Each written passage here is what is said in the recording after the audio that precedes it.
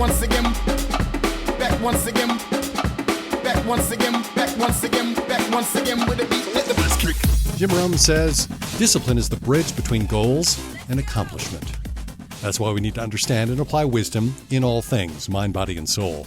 And this short podcast hopefully helps you do just that. On this episode, hack your way to a better life. Leon Ho is the CEO of Lifehack. He says Lifehack is a place where you can find answers to all the questions in your life. I guess a hack is all you need. But doesn't life require or even deserve more than a quick fix? Have you seen the tennis ball key holder? You'll get the mental picture we're after if you take a look at that. Just Google tennis ball key holder. You'll see what I'm saying. Some life hacks are not only creative, but downright handy. I would even go so far as calling this one pretty cute. I can appreciate not wasting time getting to an answer to a question, really. But Leon Ho's quote seems to perpetuate a growing mindset that there's a quick answer to every question. According to Ho, if you do have a question or problem, there's a hack for that. It may be very tempting to begin the new year with the mindset of shaving off some time and effort toward getting to where you want to be or where you want to go. Short, straight lines can be very appealing.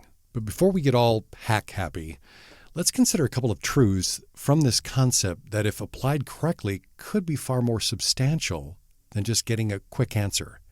Ignoring the fact that life is a journey, not a destination, I want to highlight the ideas of taking immediate action and that the impact of that action can be seen in a relatively short period of time.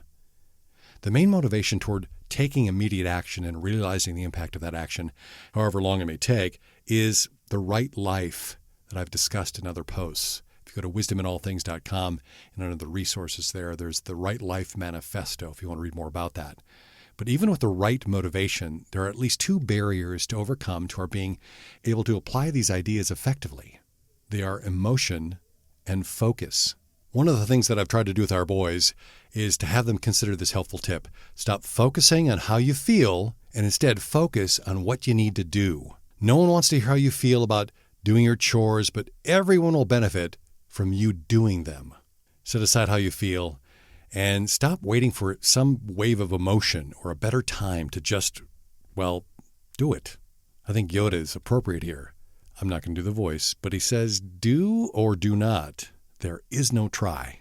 So if you take a look at a 3x5 picture, you'll want that to be what's in view, which you should be focused on.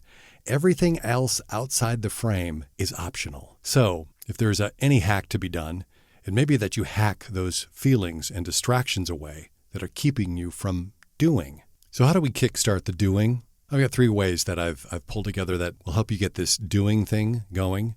First is the 31 daily do's to begin building the habit of doing, followed by Matt Cutt's popular TED Talk on really understanding if not mastering something each month. And lastly is asking the big question. If you're going to focus on what you need to do, you have to ask yourself, what do I need to do? First up, the 31 daily do's. This phrase is really to establish a habit by building momentum around doing. Spending at least a month, or ideally 6 weeks, according to Michael Hyatt. We need more than that popular 21 days to build a habit.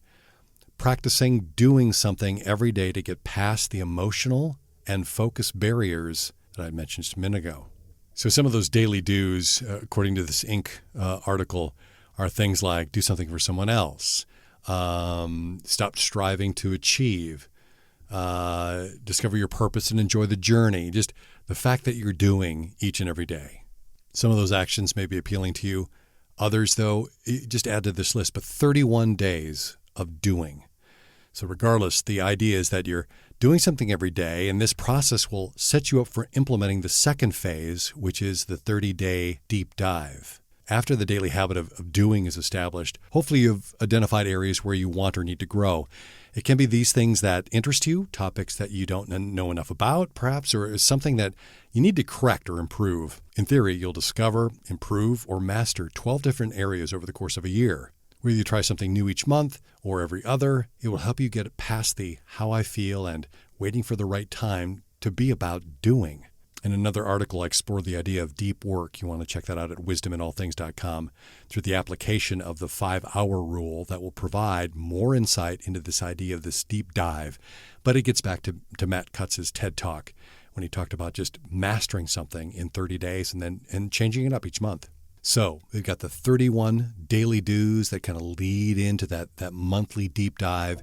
And then thirdly, what does your life need most? If you found it fairly easy to come up with a handful of areas that you want to improve on or that interest you, but still need a few more, I want to challenge you to list at least 3 things that you've been avoiding up until now. We tend not to go right to the hard things, which is why our initial list is made up of things that we may need to do, but doesn't include those things that we need to do.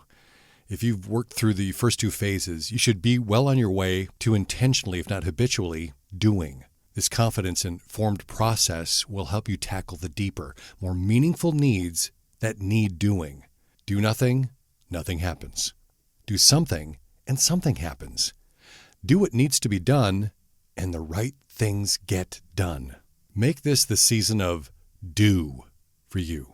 Thanks for listening to the Wisdom in All Things podcast. You can check out other episodes and get the free download of 5 steps toward wisdom in all things. It was the top 5 articles readers found to be the most interesting, most compelling, unbelievable. It's all that. The 5 steps toward wisdom in all things, which you can find that and more at wisdominallthings.com.